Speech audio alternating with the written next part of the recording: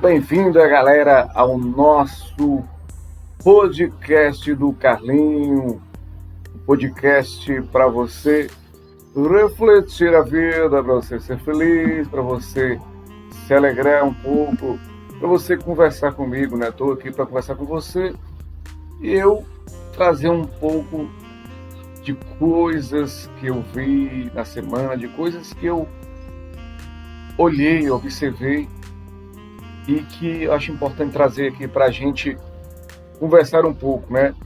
Eu estava vendo na semana, você com aquela frase que eu ouvi e vi domingo à noite passado, uma entrevista da Suzana Vieira, em que ela diz a frase: deseje sempre.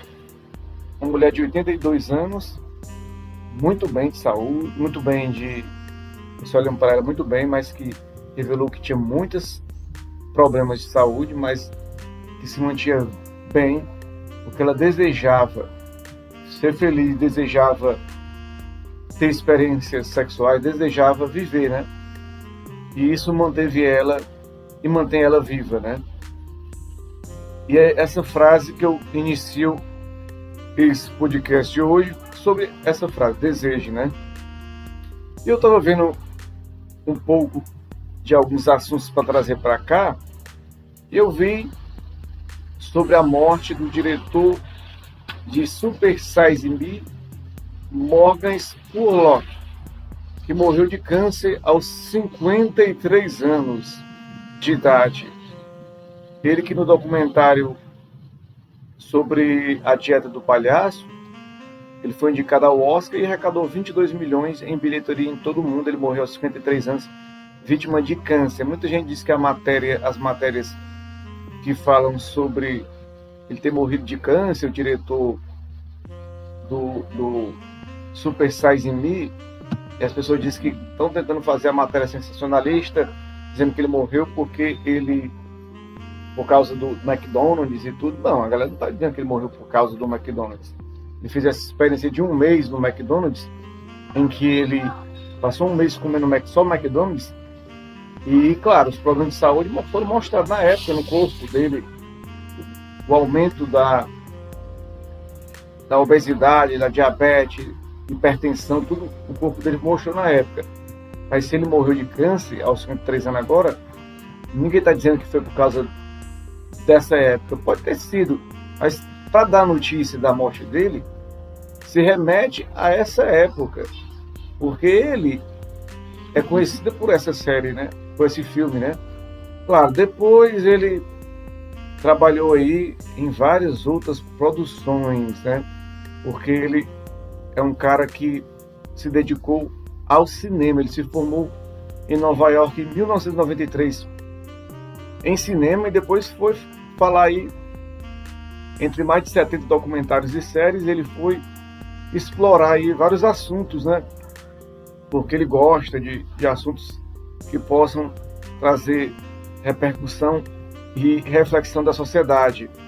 Por exemplo, sobre a guerra do Afeganistão, Where in the World is Osama Bin Laden? Questão relacionada ao salário mínimo, 30 Days.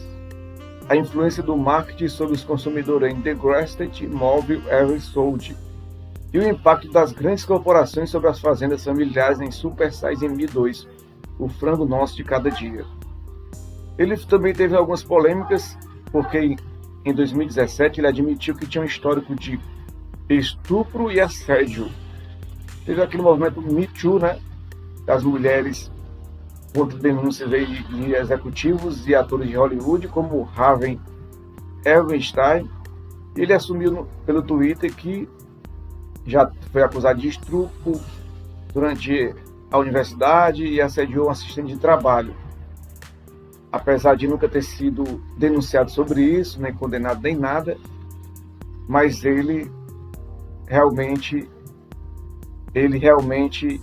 passou por essa situação e ele resolveu abrir o jogo porque ele acha que é melhor tentar ser melhor, né?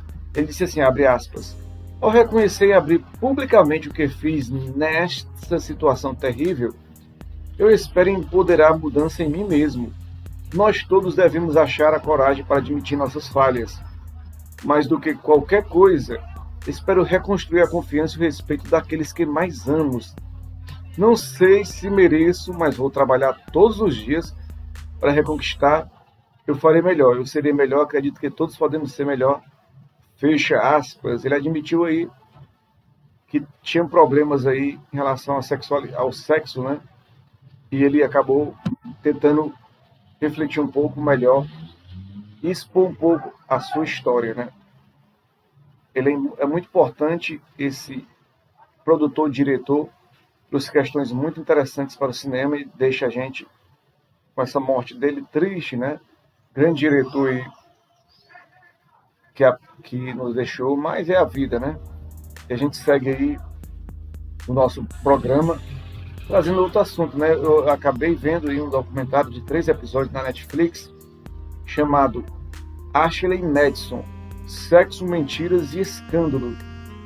É que em 2015, uma empresa aí que oferecia serviços de encontros casuais para pessoas casadas, Ashley Madison, em 2015, um hacker do Impact Team, ele expôs aí milhões de usuários que usavam a plataforma e tinham casos de infidelidade. Impactou a vida de muitas pessoas que tinham uma boa imagem na sociedade, desde promotores, juízes, pastores de igreja, pessoas que tinham uma conduta ilibada na sociedade e que elas tinham essa referência e visão positiva para o mundo, mas na verdade elas apenas viviam uma farsa, viviam uma mentira, né? Não era verdade a vida delas, elas viviam essa mentira e assim elas enganavam todo mundo. Claro, ninguém é moralista. Quem quiser ter sua vida particular, pular cerca, que pule, né? Mas que a hipocrisia era grande, né? E esse termo da TIC quis expor a hipocrisia, né? Claro, não é legal expor os dados pessoais das pessoas, né? A intimidade das pessoas, né? Agora, com essa série documental, se questiona muito a monogamia, né? Porque a monogamia, para muita gente, é uma prisão. Você fica preso dentro de uma relação que às vezes é abusiva, às vezes acabou a paixão, acabou o companheirismo e tá ali 2 pessoas que não têm mais afinidade nenhuma vivendo juntas. Então elas querem manter um casamento de fachada e vão procurar aí a válvula de escape, que é ter sexo fora do casamento, que é ter sexo com pessoas sem compromisso, pessoas que você vai lá, se relaciona sexualmente e depois volta para sua vida. O Tinder parece muito isso, né? Apesar de o Tinder também ter gente solteira, casada, todo tipo de situações. Mas se você for analisar friamente esses aplicativos, eles dão aquela oportunidade de você fugir um pouco da sua realidade fria, dura e procurar uma válvula de escape, né? Claro que no caso do Ashley Madison, que ainda está em voga, apesar de ter pago 11 milhões de dólares em indenização a pessoas que se sentiram prejudicadas, teve gente que se matou por causa desse aplicativo, gente que perdeu o relacionamento. Mas como eu disse, vamos questionar a monogamia, porque tem muita gente que poderia viver a não monogamia se quisesse, né? Porque as pessoas preferem viver a hipocrisia, dizer que não trai, que é uma família feliz, a família do bem, entre aspas, do que realmente abrir o jogo e dizer, vamos viver um relacionamento aberto. Quando a gente tiver vontade, a gente vai e tem uma relação sexual com alguém. Por que não, né? Então era importante que as pessoas fossem mais sinceras consigo mesmo e com elas, né?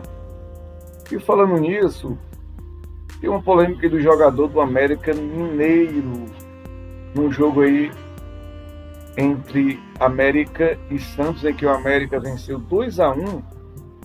O atacante Renato Marques fez um gol quando o João Paulo do Santos caiu e, sentindo dores, ele caiu no gramado, e o jogador do América Mineiro, Renato Marques, ele jogou a bola para dentro do gol.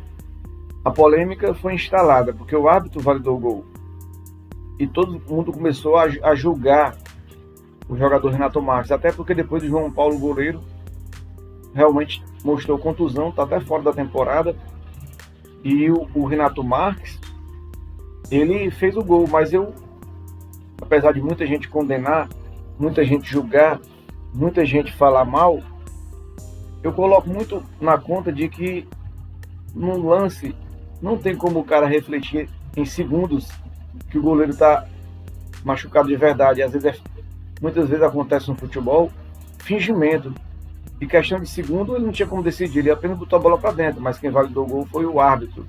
E a gente se questiona o seguinte: quantas vezes um goleiro cai e finge contusão, um atacante, um zagueiro, um meio de campo, um lateral?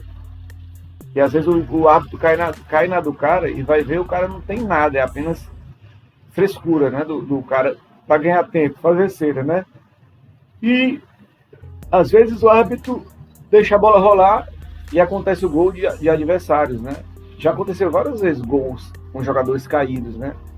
Só que esse, como era o último homem antes do gol, a galera tá nessa polêmica. Realmente é uma polêmica grande, cada um vai pensar de uma maneira, mas eu acho que o jogador não pode ser condenado e atacado por isso, né? As pessoas gostam muito de julgar, de condenar, e às vezes o cara agiu por ingenuidade, não cometeu nenhum crime, né? Nenhum crime, não feriu nenhuma legislação do futebol. A questão do fair play é uma questão de íntima de cada jogador, decidiu não. Mas ele, como é o Santos, todo poderoso Santos, do interior de São Paulo, a imprensa do Sul está toda contra o jogador. Então, é importante ver que também há um dedo aí da questão, você vê da questão aí sulista, né, da mídia sulista, né?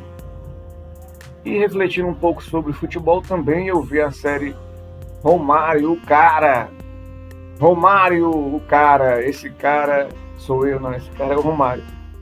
Vi 2 episódios no Max, ainda vai ter, cada quinta-feira é lançado um novo episódio. O Romário sempre foi um cara que não teve papo na língua, sempre foi ousado, sempre falou o que tinha que falar, e ele é um cara que tinha atitude, né? Como no caso lá em 93, quando ele foi convocado, quando estava no auge no PSV, foi colocado no banco de reservas e questionou publicamente o Parreira e o Zagallo, e ele acabou sendo cortado de outras convocações. Só foi vir para a seleção no último jogo contra o Uruguai, a pedidos aí da torcida, que pegava muito o pé do Parreira e do Zagallo, e acabou convocando o Romário. O Romário, cara, eu acompanhei a carreira do Romário, um cara artilheiro, um cara ousado. Eu acompanhei muito a carreira do Romário, torci muito por ele, e vi que ele tinha realmente posicionamento na vida, né? Eu me lembro quando ele estava no auge, em 98, foi cortado ali pelo Zico, pelo Zagallo, 2 desafetos do Romário na época, né? O Zico e o Zagallo cortaram o Romário no auge, em 98.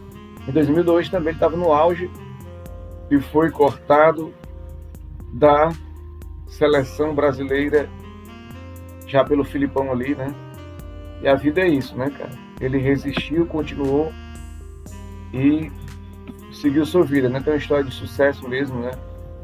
O cara dos campos do Olaria ali, do Vasco, para a Holanda, para Eindhoven, para o Barcelona.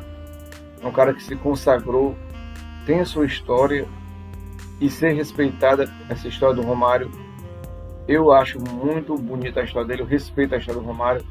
É um cara que, claro, não queria muito saber de concentração nem de treino, mas que entrava no campo e decidia porque era um cara que gostava de futebol, gostava de fazer gols, né? E surpreendeu o mundo na Holanda, quando foi algumas vezes artilheiro da Champions League, foi artilheiro do campeonato holandês, tricampeão pelo PSV da Holanda. Era consagrado, né? O Romário, consagrado no futebol mundial, e tem sua história, tem que ser respeitado, né? Eu vou acompanhar ainda esse documentário para trazer mais histórias do Romário para vocês, que é muito importante, né? Um cara muito polêmico, e é bom saber essas figuras polêmicas é que movimentam os bastidores do futebol, né? Como na época de Edmundo, Túlio, Renato Gaúcho, né? Muito interessante. Pessoas que fogem um pouco do padrão, são as pessoas que a gente às vezes acha legal ter essa vibe de reflexão. E é isso, um podcast como o de hoje, trazendo aí esses bate-papos, essas histórias para você.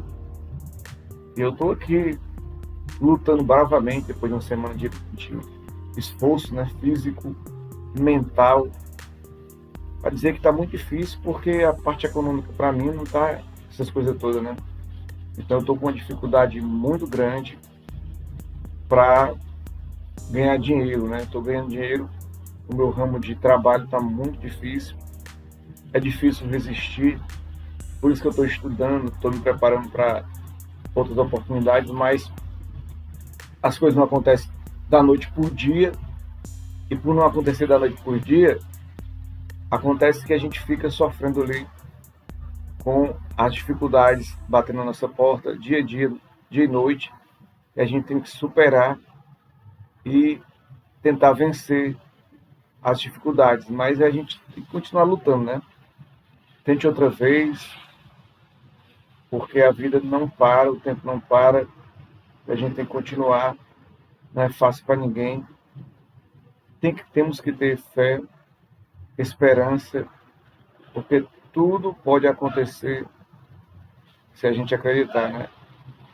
Ninguém desiste do caminho, só vai saber realmente da vitória no fim quem foi até o final lutando. E se não venceu, aprendeu.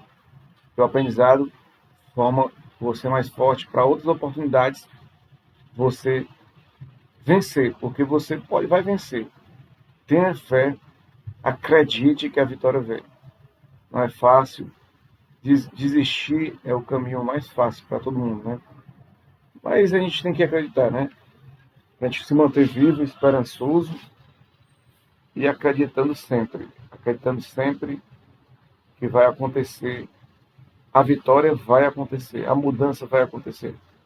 Tudo vai acontecer, depende de nós, depende da nossa alegria, da nossa esperança, e da nossa mente estar resiliente e estar mesmo focado nas coisas que a gente quer.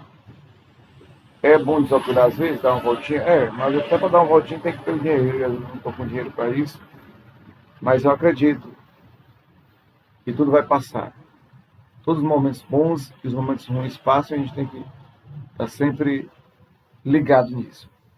Um abraço, pessoal, muito obrigado e até a próxima.